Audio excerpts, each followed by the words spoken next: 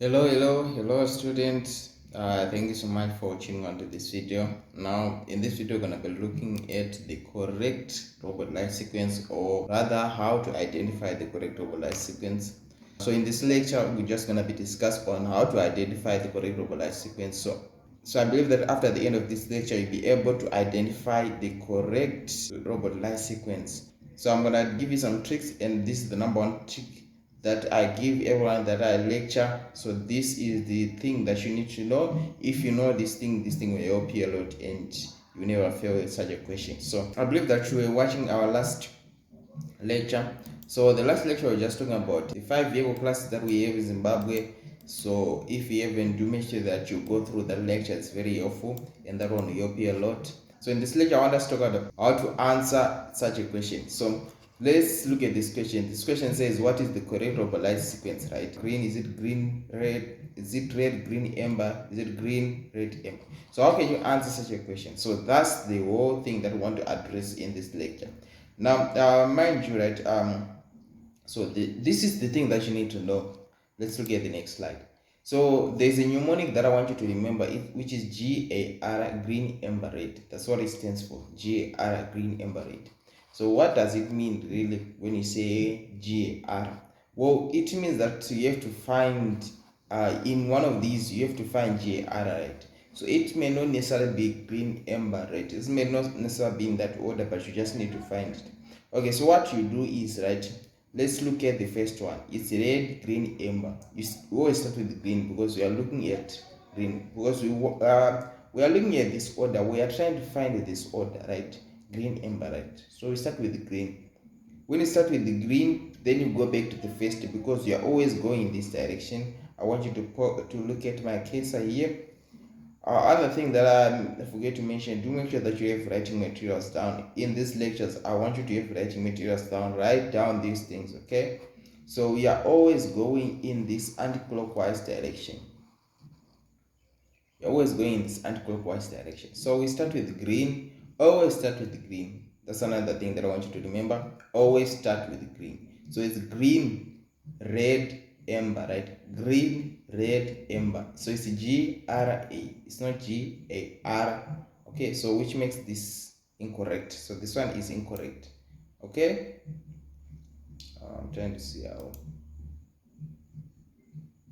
this one is incorrect. Okay, that will do. Okay, now let's look at this one, right? This one is green, amber, red. So this one is GAR. So remember, we always start with G. So it's GAR. So this one makes this correct. So this one is the correct one. Okay? So remember, we always start with the G. So this one is the correct one. So I better maybe I'll color it green here like this. Right? Okay. Now let's look at this one. This one is green, red, amber. So this one is GRA. Just like that. You found yourself the correct answer. So that's how you identify the correct robot life sequence, because you always start with the green. Wherever the green is, and you go in this direction, in the anti-clockwise direction. Okay. Now let's look at the next slide. So it says, so the next slide gave us the answer, right? So it's green, amber, red. Green, amber, red. GA. Then you come back to the first one. Always start with the G.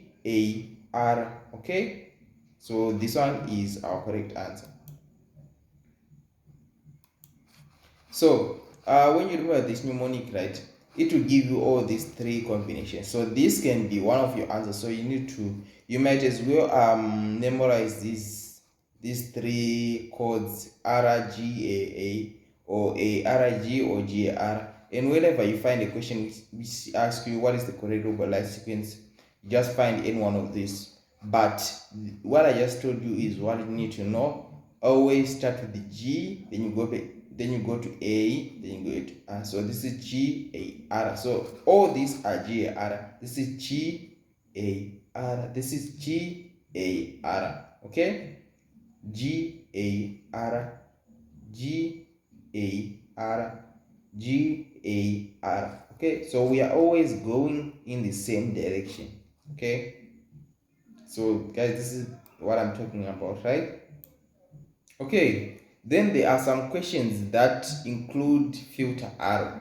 Okay, so what you actually need to know is that you just need to remember this mnemonic GAR, then you add an FA for filter arrow. Okay, so GARFA. So it has now evolved from GA to GAFA.